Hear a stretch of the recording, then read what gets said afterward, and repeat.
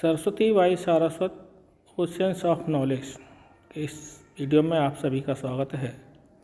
इस वीडियो में हम विषाणु वायरस क्या है और विषाणु की विशेषताओं का अध्ययन करेंगे।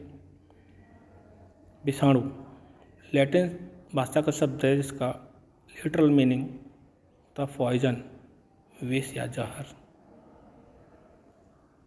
विषाणु की खोज 1892 में इवानोवस्की ने की, अर्थात इवानोवस्की ने TMV टोबैको मोज़ेक वायरस की खोज की। इससे पहले मेयर ने तंबाकू में मोज़ेक रोग की खोज की, जो कि TMV द्वारा ही होता, तो उन्होंने विषाणु की खोज नहीं की थी। एक वैज्ञानिक तीसरे हुए विजय रिंग, इन्होंने विषाणु युक्त पत्तियों के रस को कंटेजियम वाइवम फ्लूडियम नाम दिया, अर्थात जीवित द्रव्य जो संक्रमित कर सकता है। ऐसा द्रव्य पदार्थ जिसमें संक्रमण की क्षमता होती है, रोग उत्पन्न करने की क्षमता होती है। एक और महत्वपूर्ण वैज्ञानिक हुए WM स्टैनले। इन्होंने TMV का क्रिस्टलीकरण क्रिस्टल कणों के रूप में से प्राप्त किया 1935 में। तो क्वेश्चन ज़्यादातर पूछने आ जाता है कि विषाणु का क्रिस्टलाइजेशन या TMV टोबैको मोज़ेक विषाणु का क्रिस्टलीकरण किसने किया? तो स्टैनली मिलर ने किया। आगे है विषाणु है क्या। तो विषाणु अति सूक्ष्म न्यूक्लियोप्रोटीन होते हैं जो अंतःकोशिकीय अवैकल्पिक परजीवी के रूप में पाए जाते हैं, अर्थात ultra microscopic nucleoprotein and intracellular obligatory parasites. Ultra microscopy का मतलब ये इतने छोटे होते हैं कि इन्हें सूक्ष्म इलेक्ट्रॉन सूक्ष्मदर्शी के बिना नहीं देखा जा सकता। न्यूक्लियोप्रोटीन का मतलब ये होता है कि इनका जो शरीर बना होता है, संरचना जो होती है, वो न्यूक्लिक अम्ल और प्रोटीन के बनी हुई। न्यूक्लिक अम्ल में DNA RNA होता है और प्रोटीन का इनका आवरण होता है जिसे कैप्सिड कहते हैं, और इनमें आनुवंशिक पदार्थ DNA या RNA में से एक ही होता है, दोनों नहीं होते। इंट्रासेलुलर मतलब ये कोशिका के अंदर ही जीवित रह सकता है, कोशिका के बाहर जीवित, कोशिका के बाहर ये कुछ नहीं कर सकता है, निर्जीव हो जाता है।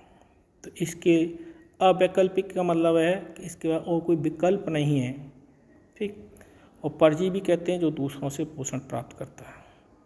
अब आगे पढ़ते हैं विषाणु की विशेषताएं। विषाणु की विशेषता ये है कि इसे सजीव और निर्जीव के बीच की कड़ी कहते हैं। तो विषाणु की विशेषताओं का अध्ययन हम दो भागों में करेंगे। विषाणु के निर्जीवी लक्षण। निर्जीवी लक्षणों में विषाणु के में है नंबर 1, इनमें जीव द्रव्य या कोशिका द्रव्य नहीं होता। दूसरा, इनका क्रिस्टलीकरण किया जा सकता है। तीसरा, इसमें श्वसन नहीं होता। चौथा, इनमें कोई इसी प्रकार का एंजाइम नहीं पाया जाता और न कोई कोशिकांग जैसे माइटोकॉन्ड्रिया, प्लास्टिक, लवक वगैरह, वर्णी लवक हैं, और गोल्जी बॉडी, कोई भी कोश केंद्रक वगैरह कुछ नहीं पाया जाता। और इन्हें कल्चर मीडिया में ग्रो नहीं किया जा सकता, मतलब इन्हें कल्चर नहीं किया, इनकी मात्रा जीवित कोशिकाओं के बिना इन्हें उत्पन्न नहीं किया जा सकता। विषाणु के निर्जीवी लक्षणों में एक और लिख सकते हैं, उसमें कह सकते हैं कि इनमें केवल DNA या RNA पाया जाता है। विषाणु के सजीवी लक्षण या सजीवों जैसे लक्षण, लिविंग कैरेक्टर्स जो दे कॉज डिसीज, मतलब विषाणुओं से रोग होता है या विषाणु रोग उत्पन्न करते हैं। दूसरा, इनमें DNA या RNA होता है। तीसरा, इनमें जीवित कोशिका के अंदर द्विगुणन जनन की क्षमता, मतलब अपनी संख्या बढ़ाने की क्षमता होती है, रिप्लिकेशन या जनन, रिप्लिकेशन है रिप्रोडक्शन की क्षमता होती है। तीसरा, इनमें जीन म्यूटेशन, उनकी जीन में परिवर्तन हो जाता है।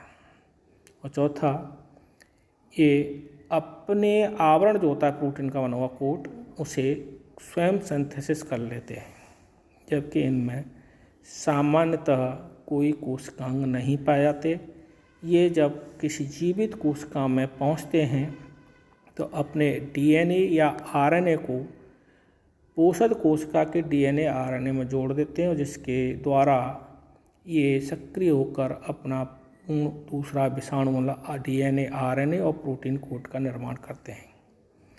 वायरस का यहाँ लिखा है मैंने, प्रोटीन प्लस डीएनए या आरएनए दोनों में से एक है, तो प्रोटीन मिल गई और न्यूक्लिक अम्ल कहते हैं, इसलिए न्यूक्लियोप्रोटीन नाम दिया गया है।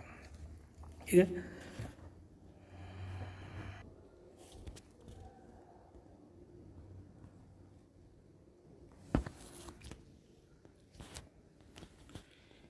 इस चित्र में बैक्टीरियोफेज जीवाणु भोजी विषाणु का चित्र दिखाया गया है, और इसके बारे में जब विषाणु की संरचना पढ़ेंगे जब बताएंगे शेष, लेकिन आपको ये चित्र विषाणु के लिए अध्ययन करना जरूरी है कि इनका जो शेष भाग होता है उसमें डीएनए है, न्यूक्लिक अम्ल जो है डीएनए है, शेष इसका प्रोटीन का बना हुआ आवरण है। ठीक है। और दूसरा विषाणु आपको दिखाएंगे हम, ये भी दोनों बैक्टीरियोफेज के ही चित्र हैं, आप बाकायदा न देख सकते हो। और ये जो चित्र है आपका टीएमबी विषाणु का, ये रॉड शेप्ड होता है। इसमें जो घेरे नुमा संरचना है स्प्रिंग की तरह से, ये इसका आरएनए है, सिंगल स्ट्रैंड आरएनए होता है, और ये प्रोटीन कोट्स है। प्रोटीन आवरण है, इन्हें कैप्सोमियर्स कहते हैं एक भाग, और पूरे को मिला के कैप्सिड कहते हैं। ठीक है। इसी के साथ विषाणु और विषाणु की संरचना विशेषताएं, विषाणु और विषाणु की विशेषता का बिंदु समाप्त होता है।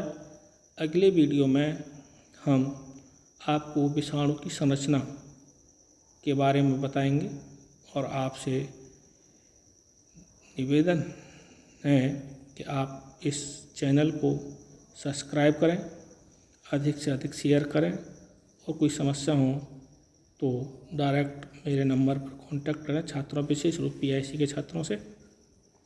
ठीक है। और oceans of knowledge Saraswati Saraswat की तरफ से आपको धन्यवाद।